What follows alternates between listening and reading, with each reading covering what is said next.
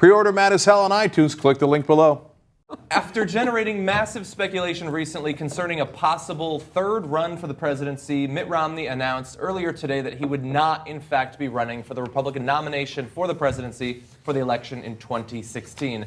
In a call with a large group of supporters, he said, "After putting considerable thought into making another run for president, I've decided it is best to give other leaders in the party the opportunity to become the next nominee.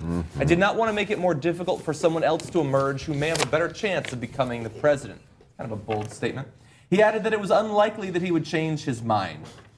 Now, we do have a lot of reactions. That is very funny back there. Now, we do have reactions both from other potential nominees and from members of the media. Immediately, I thought it was interesting that Jeb Bush put out a statement on Facebook saying, "Mitt is a patriot, and I join many in hoping his days of serving our nation and our party are not over. I look forward to working with him." Don't ride softly into that good night, Mitt Romney.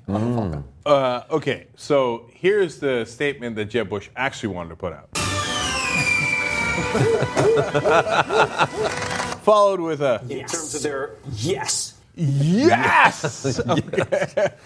And that was quickly also followed by Chris Christie making further guttural sounds that no human wants to hear. Chris Christie ate a half a box of Dunkin' Donuts in celebration when Mitt Romney dropped out. Okay, I'm a bad guy. But I thought I compromised with half a dozen, right? Okay. You know, making fun of Chris Christie's weight, they say it's low-hanging fruit. I say it's low-hanging high-fructose corn syrup.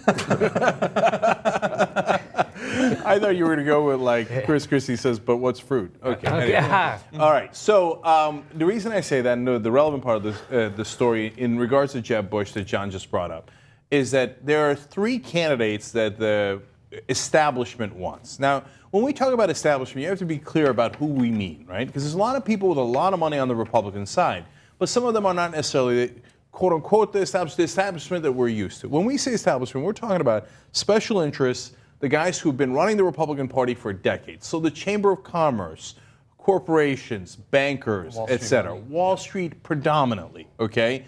So not exclusively, but they're a huge heavyweight in this. No Chris Christie, pun intended. And so when you think about Chris Christie, and I think that's the interesting one there, like he has this like appeal theoretically to the common man because he goes out on the Jersey boardwalk, punches people in the face, tells them to shut up and stuff. But you have to understand the people who actually love Chris Christie are Wall Street bankers. And they don't love him because of his antics on the boardwalk. They love him because, where's your bread? Washington, I'm going to butter that bread up, right? And they know they can rely on Chris Christie, they can rely on Jeb Bush, and obviously they can rely on Mitt Romney. So when Mitt Romney goes out, that means that Jeb Bush and Chris Christie are going to get a lot more donor money. Yummy for their tummy. And one interesting fact about that transition is that we do know that recently, I believe Ben thought this was quite conspiratorial, Mitt Romney had met up with Jeb Bush. He's also planning later today to have dinner with Chris Christie, which is interesting. We don't know where he will throw, some of his former campaign staff, some of his former donors, but I have to assume that if you're Chris Christie or Jeb Bush, that is a delicious dish indeed. Right now, the minute he made that announcement, Jeb Bush and Chris Christie ran to their phones and all their finance guys so quick. They went down the list of billionaires, the guys who give the most money, so Adelson, Koch, etc., because they wanted to beat each other to the punch. I guarantee you that at least 5 enormous multimillionaire and possibly billionaire donors got a call from Jeb Bush and Chris Christie literally at the same time today, okay? Like, oh, hold on, Jeb, that's Chris, okay? So that's what's going on. Now, don't get me wrong, the Ted Cruz, Rand Paul, they're all going to call those guys too, but that money is less likely to go in that direction. It's not going to go in Huckabee's direction. And so they don't know whether they can fully trust Rand Paul. Ted Cruz sometimes throws a monkey wrench into things in a way that they are not comfortable with. They got a nice gravy train. They don't upset it. Key things are going to go the way that we want them to. I also thought it was interesting that we did see recently, while the speculation was sort of brewing about a possible Romney run, that he hadn't been invited to the extremely important Koch summit that was going on. And so, I mean, that's not to say that other major donors or billionaires wouldn't have thrown support behind him if he did run. They likely would have. But at least some factions of that already weren't excited about a third run for Mitt Romney. Yeah, and so the Kochs are in a weird spot here because they're a little bit more libertarian. So they're actually more likely to hear Ted Cruz and Rand Paul out than the rest of the speculators. And don't forget, Koch's Industries makes good money from Quilted Northern and toilet paper and Dixie cups and stuff like that, and their oil business. But they actually make a ton of money from financial speculation. So that's why they're also in league. That's why it's a complicated situation. They're also in league with the Wall Street guys. They don't want Wall Street regulated. They don't want the financial industry regulated at all. But they're also a little bit more libertarian. So, but the rest of the establishment is not interested in the Rand Pauls and the Ted Cruzes nearly as much as they are. And Jeb Bush, not going to rock the boat. We're going to go in that direction. To you, one more thing about your point, John. Today, Glenn Beck has a theory that Jeb Bush and Romney got together a month ago, which they did, okay? And the theory is they made a decision, and they made a secret deal that they're not telling us about. But no. He doesn't read the news. I'm amazed by people who don't read the news. After the dinner, Romney came out and said, I'm going to run.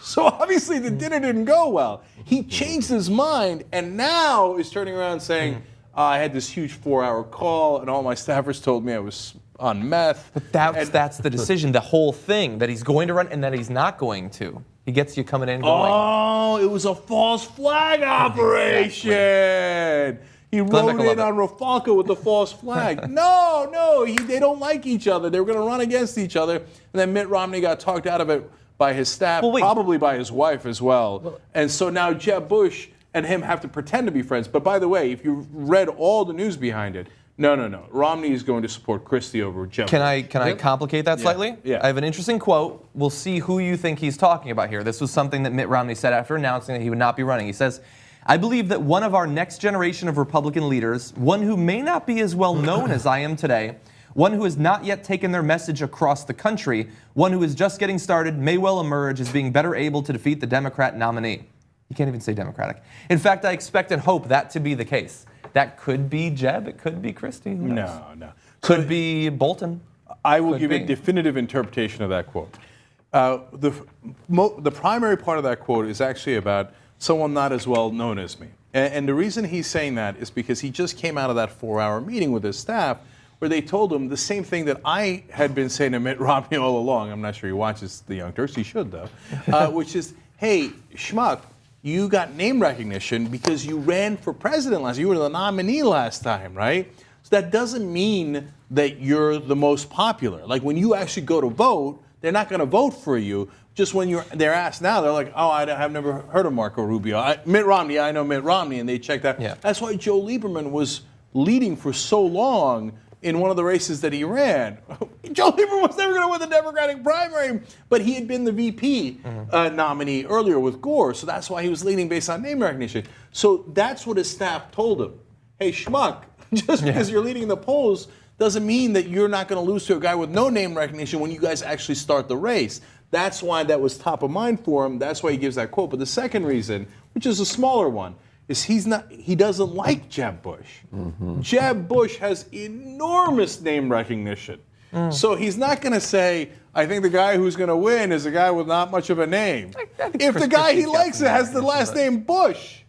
No. We're in the political world. We all know Chris Christie. There's a ton of people not in the political world that don't know Chris Christie.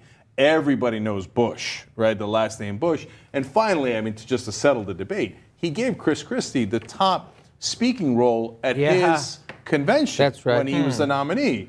No, False Chris flag. Christie and him, they're Wall Street buddies. Yeah. Oh, they're like pigs in a Something. right? Sties. Pigs in a In a blanket. silk blanket. They're pigs that roll around. They're like pigs. You're like roll around pigs. They're pigs. You know, the thing about Pigs are adorable, though, remember. Chris Christie, though, last week, he spent a couple of days stocking up on foods and stocking up his pantry, and then someone told him a blizzard was coming. And when they told him a blizzard was coming, he was on its way. He said, "Oh, I'll also have a bomb pop and a and a dilly bar. I hope he runs for president just because of the fun we'll have. No one will elect him because of his belly. It will not happen.